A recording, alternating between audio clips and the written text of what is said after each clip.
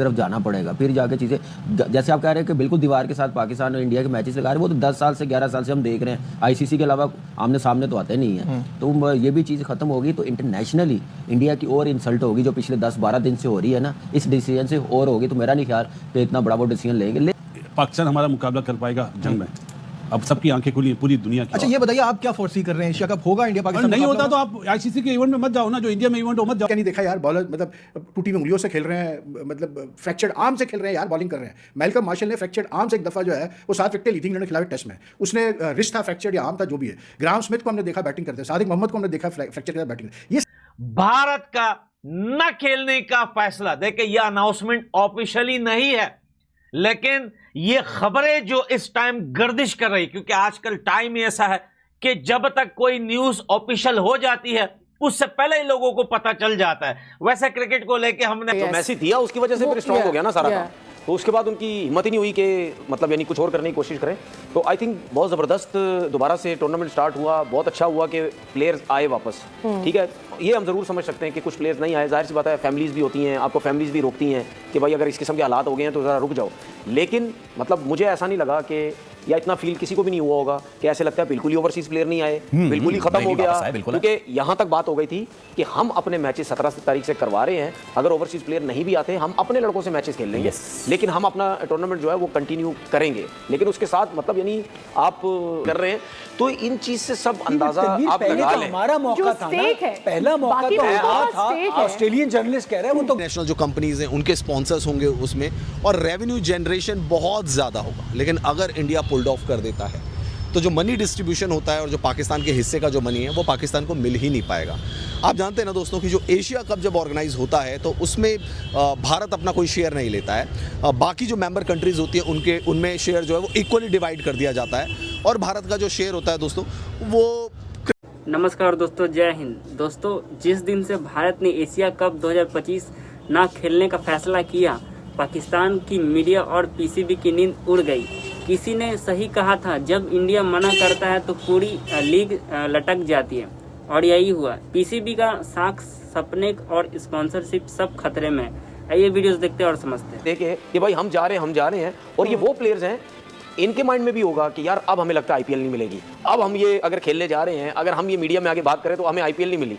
लेकिन उनको कोई मसला नहीं है, वो आए, ठीक है, उन्होंने क्रिकेट खेली, उनको आईपीएल की परवाह नहीं है, लेना लो नहीं लेना ना लो, ठीक है। लेकिन फिलहाल जिस तरीके से ये टूर्नामेंट हमारे लोगों ने तो कामयाब किया ही किया, लेकिन जो ओवरसीज प्लेयर आए हैं उनका मैं समझता हूं उनका जो रोल है वो बहुत ज्यादा है। क्योंकि अगर ये नहीं आते ना तो वो जिनकी बोलती हमने बंद की थी ना, वो वैसे ही झूठे हैं, और वो मीडिया में आके उन्होंने ये बातें करनी थी कि देखो जी उनके पास तो आई नहीं। जिस तरह हमने डीआरएस की बात की थी तो उन्होंने, इसलिए हम जा रहे हैं बाहर, तो जो रेवेन्यू आने वाला होगा उसका जो एक मेजर पोर्शन जो कि पाकिस्तान को जाता था वो तो गया ना पाकिस्तान के हाथ से, और पाकिस्तान तो आस लगाए बैठा होगा कि भैया जो है वो यकीन कर लिया था। लेकिन अब एशिया कप में क्या होगा दोस्तों, देखें एशिया कप में अगर हम बात करें तो मोहसिन नकवी वहां बैठे हुए हैं। एशिया कप का जो है वो क्या बोलते हैं, इंडिया आप जानते हैं इस वक्त एशिया कप का होस्ट कंट्री है, और अगर बीसीसीआई डिसाइड कर लेता है कि हमें एशिया कप से पुल्ड ऑफ कर रहे हैं, यानी कि एशिया कप को हम ऑर्गेनाइज नहीं कराना चाहते हैं, तो आपको पता है पाकिस्तान क्रिकेट बोर्ड को कितना नुकसान हो सकता है? 220 करोड़ रुपए का नुकसान हो सकता है पाकिस्तान क्रिकेट बोर्ड को। अब आप सोचे, अभी जो आपने चलाया कि जी इन्फॉर्म कर दिया एसीसी को, इस वक्त एसीसी का है कौन?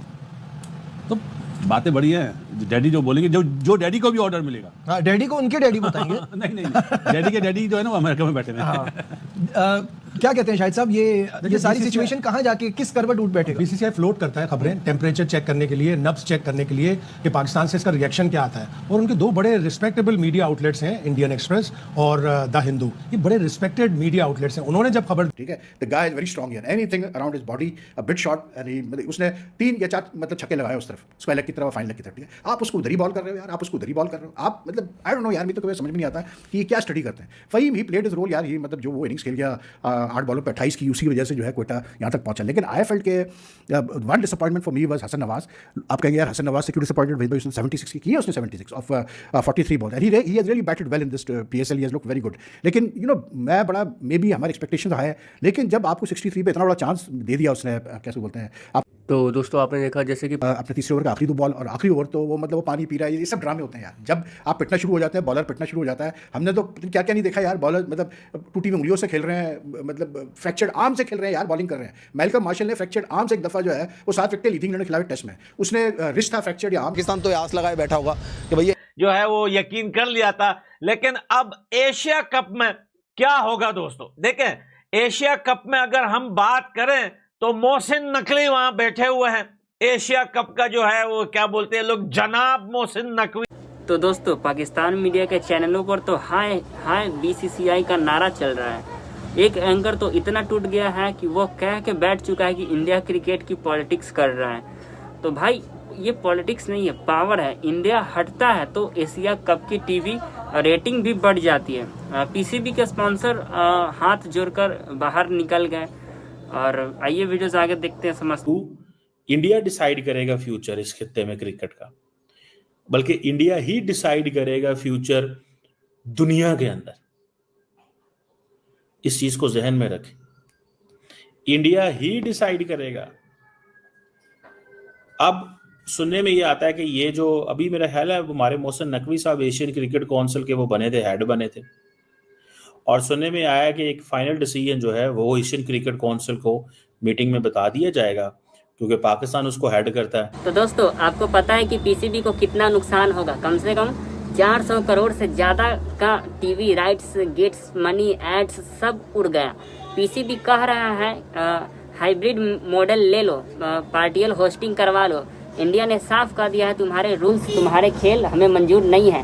बीसीसीआई झुकेगा नहीं, झुकाएगा। तो दोस्तों अब पाकिस्तान में चल रही है सेफ एशिया कप कैंपेन।